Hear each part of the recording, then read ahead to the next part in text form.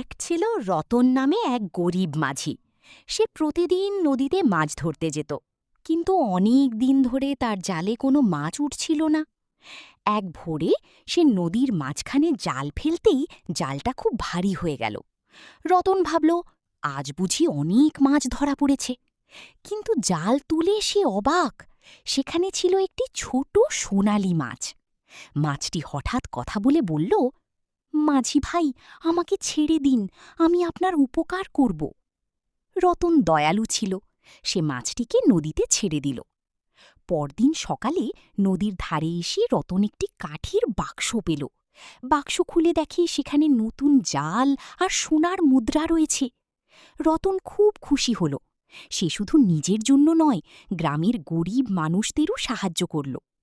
তারপর থেকে রতনের জালে সবসময় অনেক মাছ উঠতে লাগল, আর সবাই বলতে লাগল, ভালো কাজের ফল সব